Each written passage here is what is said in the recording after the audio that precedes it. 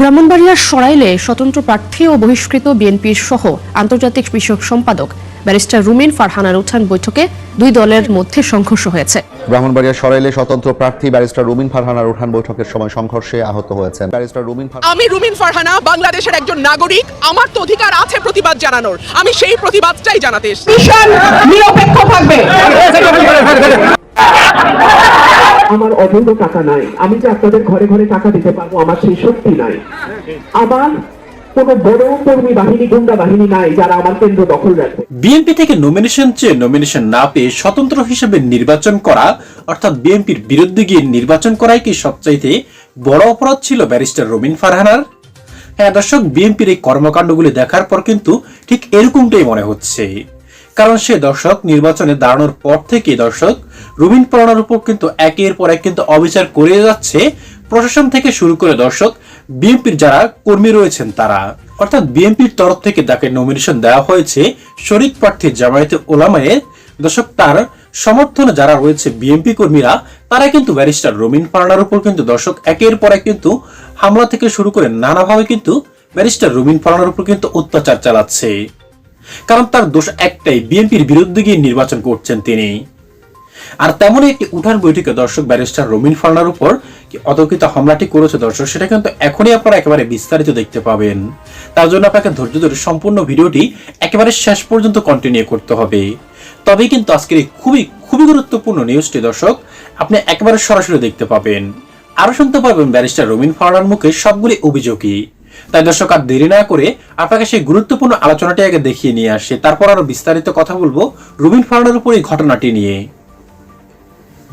দুই আসনে সম্মানিত ভোটার, মুরব্বিয়ান, দূরে যারা দাঁড়িয়ে আমার কথা শুনছেন, আমার প্রিয় মা বোনেরা, আসসালামু আলাইকুম। স্বতন্ত্র প্রার্থী শুনতে মনে হয় যেন মানুষটা একলা একলা, তাই না? আমি একলা না। আমার এই এলাকার 5 লক্ষ ভোটার, আপনাদের যেই ভালোবাসা, যেই দোয়া আমি পেয়েছি, আমি একলা না। সুতরাং হাঁস মার্কা স্বতন্ত্র মার্কা না, হাঁস মার্কা যেন তার মার্কা। হাঁস মার্কা ব্রাহ্মণবাড়িয়া 2-এর সাধারণ ভোটারদের মার্কা। হাঁস মার্কা যারা মামলাবাজি, ধান্দাবাজি, চান্দাবাজির থেকে নিরাপদে থাকতে চান তাদের মার্কা। হাঁস মার্কা যারা বড় দলগুলোর অত্যাচার থেকে বাঁচতে চান তাদের মার্কা। হাঁস মার্কা আপনাদের মার্কা। আমি আপনাদের কাছে অনুরোধ করব, আগামী 12 তারিখ আমার মা বোনদের কাছে আমার বিশেষ অনুরোধ, আগামী 12 তারিখ সকাল সকাল ভোট কেন্দ্রে আপনাদের যেতে হবে। আপনারা যদি সকাল সকাল না যান, মা এই ভোটটা কিন্তু মিস হয়ে যাবে, পরে লাইন লম্বা হয়ে যাবে, দেখা যাবে সংসারে অনেক কাজ, আপনারা হয়তো লাইনে গিয়ে কিছুক্ষণ দাঁড়ায় বলবেন থাক দিলাম না। আপনার একটা ভোট আপনার কাছে মনে হয় একটা দিলে কি না দিলে কি, কিন্তু আমার কাছে একটা ভোটের দাম অনেক। আপনাদের কাছে আমার অনুরোধ থাকবে, আমার মা বোনদের কাছে আমার অনুরোধ থাকবে, আপনারা সকাল সকাল গিয়ে ভোট দিবেন। আর আমার ভাইদের কাছে আমার অনুরোধ থাকবে, আমার চাচাদের কাছে আমার অনুরোধ থাকবে, কেন্দ্রে ফল ঘোষণা না হওয়া পর্যন্ত কেন্দ্র কেউ ছাড়বেন না। আমার কালো টাকা নাই, আমার অবৈধ টাকা নাই, আমি যে আপনাদের ঘরে ঘরে টাকা দিতে পারবো আমার সেই শক্তি নাই। আমার কোন বড় কর্মী বাহিনী, গুন্ডা বাহিনী নাই যারা আমার কেন্দ্র দখল রাখবে, কিন্তু আমার 5 লক্ষ ভাই বোন আছে। আমার পরিবারটা 5 লক্ষ মানুষের পরিবার। আপনারা যদি একটা মিনিট করেও সবাই আমার কেন্দ্রটা পাহারা দেন, আমার একটা ভোটও কেউ চুরি করতে পারবে না।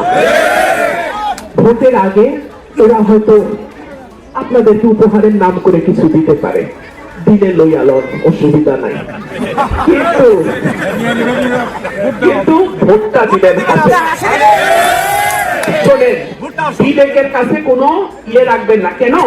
যে এই টাকাটা দেয় এই টাকাটা বৈধ টাকা না, যে এই টাকাটা দেয় সে অন্যায় করতেছে, তার অন্যায়ের সঙ্গী হওয়ার দরকার নাই। ঠিক আছে, লয়ে লন, টাকা বেশি হয়েছে, অবৈধ টাকা হয়েছে, লয়ে লন, কিন্তু ভোটটা কিন্তু হাতে টাকা লইবেন, তাগো ভোটটা দিবেন হাতে। ঠিক আছে, ঠিক আছে। আর এইটুকুই আপনাদের কাছে আমার চাওয়া, আপনারা আমার পরিবার, আপনারা যদি আমার পাশে না দাঁড়ান তাহলে আল্লাহর দুনিয়ায় আমার আর কিছু থাকবে না। আপনারা প্রত্যেকে একটা মিনিট করে যদি কেন্দ্র পাহারা দেন 5 লক্ষ মিনিট হয়, আমার 24টা ঘন্টা পাহারা হয়। তো আপনারা যে যা বলে বলবেন ঠিক সত্য, ঠিক আছে যা কম ঠিক আছে, ভালো দিচ্ছেন, দিবেন দেন, কিন্তু ভোটটা কইলাম নিজের মার্কা দিতে। আপনার মার্কা হইল মার্কা। তো সবাইকে ধন্যবাদ জানাই, আপনারা আমার জন্য দোয়া করবেন। আর 2টা দিন বাকি, আল্লাহ যেন আমাকে কবুল করে। আল্লাহ। ব্রাহ্মণবাড়িয়ায় এক উঠান বৈঠক, আর সেই উঠান বৈঠক ঘিরেই হঠাৎ উত্তেজনা, ধাওয়া পাল্টা ধাওয়া, লাঠি সোটা নিয়ে সংঘর্ষ। মাত্র একটি ধাক্কা লাগা থেকেই কিভাবে পুরো এলাকার রণক্ষেত্রে পরিণত হলো জানাচ্ছি এই প্রতিবেদনে। আপনারা দেখছেন পালস নোক। ঘটনাটি ঘটে শুক্রবার 16 জানুয়ারি রাতে ব্রাহ্মণবাড়িয়ার সরাইল উপজেলার নোয়াগাঁও ইউনিয়নের আখিতারা গ্রামে। ব্রাহ্মণবাড়িয়া 2 আসনের স্বতন্ত্র প্রার্থী ও সদ্য বহিষ্কৃত বিএনপি নেত্রী ব্যারিস্টার রুমিন ফারহানার একটি উঠান বৈঠক চলছিল সেখানে। অনুষ্ঠানে উপস্থিত ছিলেন স্থানীয় নেতাকর্মী ও সাধারণ মানুষ। ঠিক সেই সময় বৈঠকস্থলে উপস্থিত 2 যুবকের মধ্যে হঠাৎ শরীরে ধাক্কা লাগাকে কেন্দ্র করে শুরু হয় কথা কাটাকাটি। প্রথমে বিষয়টি তুচ্ছ মনে হলেও মুহূর্তের মধ্যেই তা বড় আকার ধারণ করে। কথা কাটাকাটি থেকে শুরু হয় হাতাহাতি, আর এক পর্যায়ে বৈঠকস্থলের পাশেই 2 পক্ষের লোকজন লাঠি ও সোটা নিয়ে সংঘর্ষে জড়িয়ে পড়ে।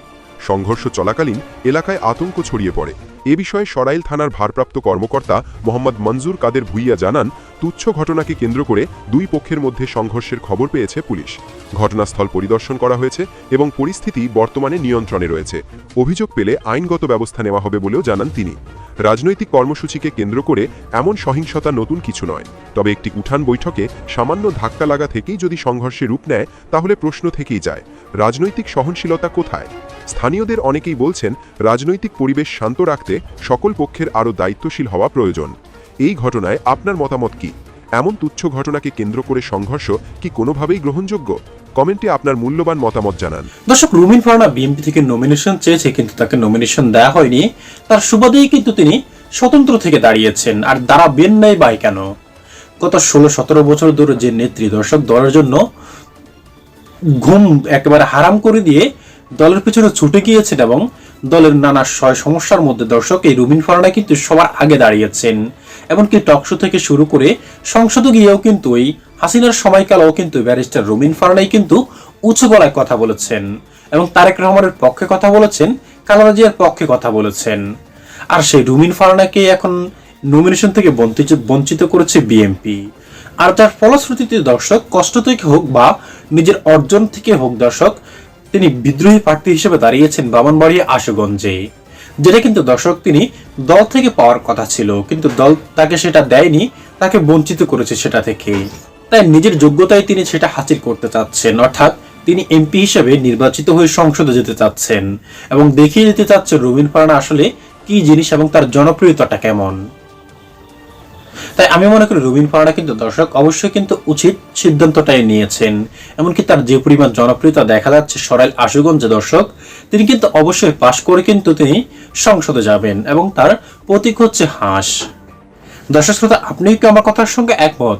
তবে অবশ্যই আপনার মূল্যবান মতামতটুকু আমাদের কমেন্ট বক্সে লিখে যাবেন। আজ এ পর্যন্তই, ভালো থাকবেন সকলেই, আশা করি। খোদা হাফেজ।